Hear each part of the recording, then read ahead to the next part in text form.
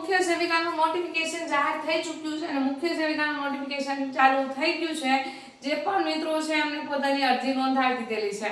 સાથોસાથ એ પણ નોંધી શકાયું નથી કે જે ફિમેલ હેલ્થ વર્કર છે એમનું પણ ફોર્મ એપ્લાય કરવાનું શરૂ થઈ ગયા છે. ઘણા બધા મિત્રોએ ભરાઈ ગયા છે. ઘણી બધી તારીખો એન્ડિંગમાં પણ આવી પહોંચી છે.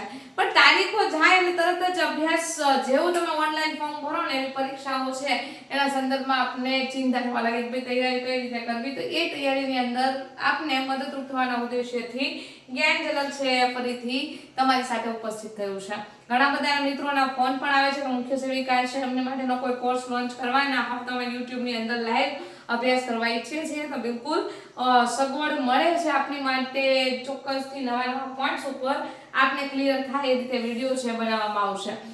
ખાસ કરીને આપણે અત્યારે જોવાની છે ખૂબ મહત્વપૂર્ણ માહિતી છે. એકાદ માર્ક કવર થાય તો ચોક્કસથી એન્ટ્રી થઈ શકે એવો છે. આપણે આજે વાત કરી છે એમટીપી એક્ટ 1971 ના સંદર્ભમાં.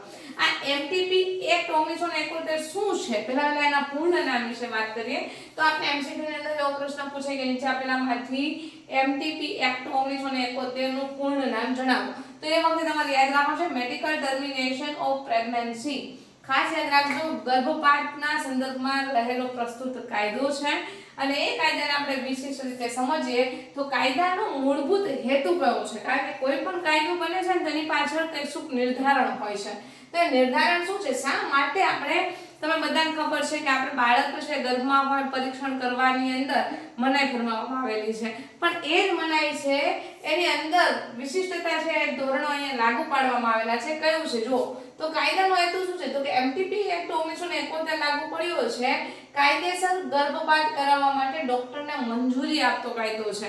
આપણે જાણીએ છીએ કે જેટલા જે તે ગર્ભ પરીક્ષણ કરનારા વ્યક્તિ જવાબદાર હોય છે એટલા જ ગર્ભ પરીક્ષણ કરી દેનારા ડોક્ટરો પણ જવાબદાર ગણાય છે. એટલે અહીંયા કોની સમિતિ દ્વારા ભલામણ કરવામાં આવી હતી? બિલકુલ શાંતિલાલ શાહ સમિતિ દ્વારા ભલામણ કરવામાં આવી હતી કે ભાઈ આ જે કાયદો છે ને એને તમારે અમલમાં લાવવાનો છે.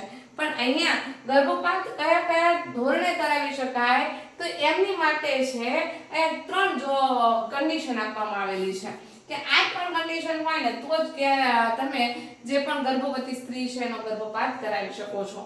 તો કઈ સ્થિતિ છે? પહેલા કીધું છે કે ભાઈ રેપગ્રસ્ત મહિલા હોય બરોબર. પહેલી શું કન્ડિશન આપવામાં આવી છે? જો બળાત્કાર થયો હોય અને એ સંજોગોની અંદર એ સ્થિતિની અંદર ગર્ભધારણ કરેલું છે તો અહીંયા ચોક્કસથી એબોર્શન છે કરાવી શકે છે.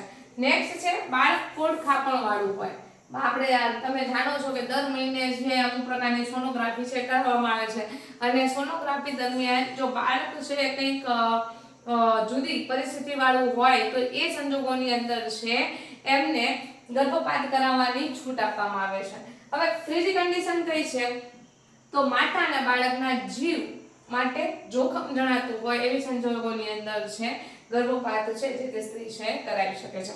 યાદ રહ્યું? ફરી એકવાર રેપગ્રસ્ત માટે, પછી બાળક છે એની અંદર કોઈ ખામી હોય એ સંજોગોની અંદર અને ત્રીજો સંજોગ છે એ છે માતા અથવા બાળકના જીવ માટે જોખમ હોય તો એ સંજોગોની અંતર્ગત ડોક્ટર એમટીપી એક્ટ 1971 અંતર્ગત પોતે ગર્ભપાત છે કરી શકે છે.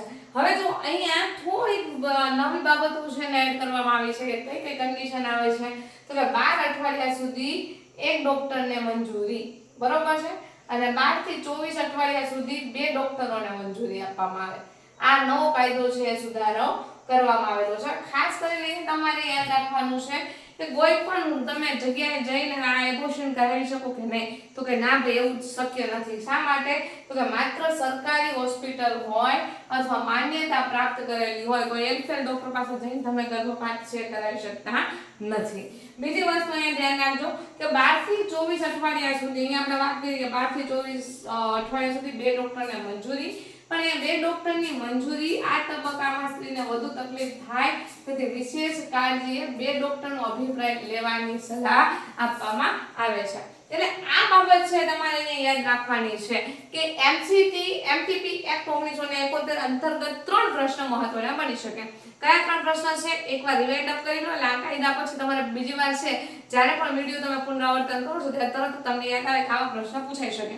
પહેલો પ્રશ્ન પૂછ્યા છે કે એમટીપી એક્ટ 1971 કોને લાગુ પડે? તો કે ડોક્ટરને ગર્ભપાત કરવાના નિયમોની અંદર થોડી ઘણી છૂટછાટ આપે છે.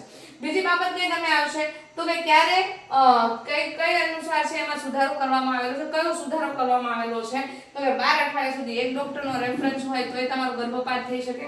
પણ 12 થી 24 અઠવાડિયા છે ત્યાં 2 ડોક્ટરની મંજૂરી લેવાની છે, કારણ કે એ વખતે છે ગર્ભાવસ્થા છે થોડીક વધી ગયેલી હોય તેના અનુસંધાને માતા અથવા બાળક છે બંનેને નુકસાન ન પહોંચે. હવે જે મેઇન બાબત છે એનું પૂર્ણ નામ છે એ પણ યાદ રાખવાનું છે. સાથોસાથ અહીં આપણે યાદ રાખવાનું છે કે કોના માટે છે ઉપયોગી છે. તો કે 3 કન્ડિશનની અંદર જ એટલે આપણે વિધાનો વાળો પ્રશ્ન આવે તો એવો પૂછી શકાય કે નીચેનામાંથી એમસીટી એક્ટ છે એ 1971 કોને લાગુ પડે છે? તો નીચે તમને વિધાન 1 ની અંદર રેપગ્રસ્ત મહિલાને બાળક ખોડ ખાપણ વાળું હોય ત્યારે માતા અને બાળકના જીવ જોખમમાં હોય ત્યારે આપ શું જવાબ લખશો મને કમેન્ટ બોક્સની અંદર જરૂરથી જણાવજો. બીજા એક્ટ સાથે ફરીથી નવા વિડીયોમાં આપને મળું છું. ત્યાં સુધી કરતા રહેજો આપ તૈયારી. વિડીયો ગમ્યો હોય તો લાઈક, આપના મિત્રો સાથે અચૂકથી શેર.